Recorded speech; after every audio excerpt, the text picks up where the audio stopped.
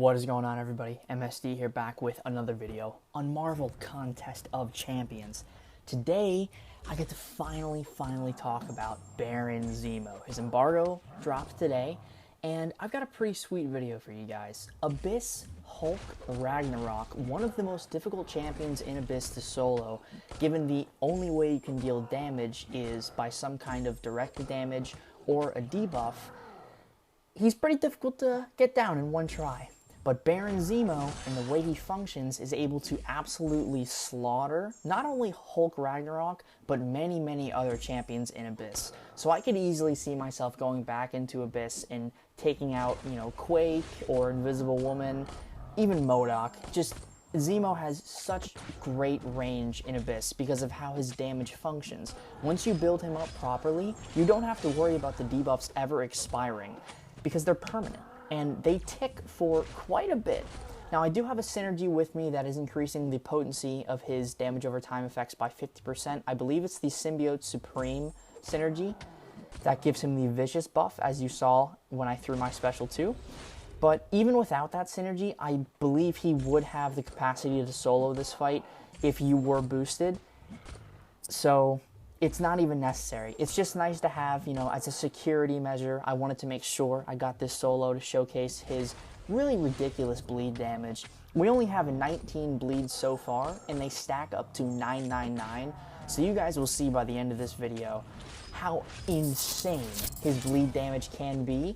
I believe the final tick number per second is 26,000 damage from his 6-star rank 4 with class advantage. Absolutely bonkers. Absolutely bonkers.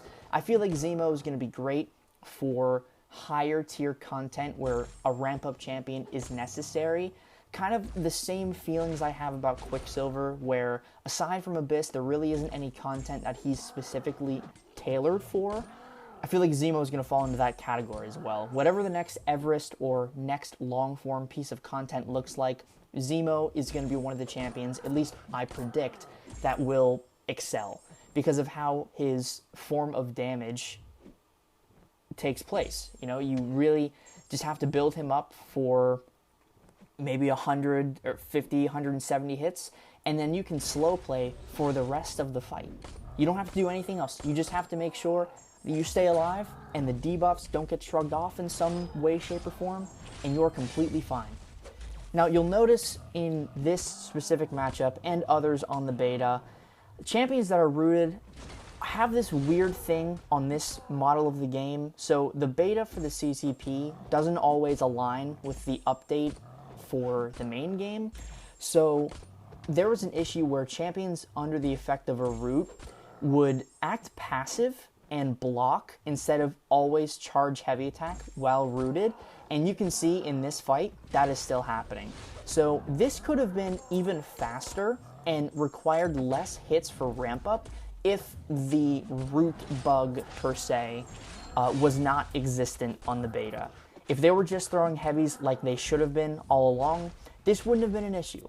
But because they were, it added another level of challenge because I needed to make sure I had enough hits before I got to the ramp up to where I could safely either parry heavy or just parry and do a light tap, and essentially watch Hulk whittle away as the bleed stacks destroy him. So right now we're at 79 bleed stacks. We're looking at just under, I believe, 22,000 damage a second.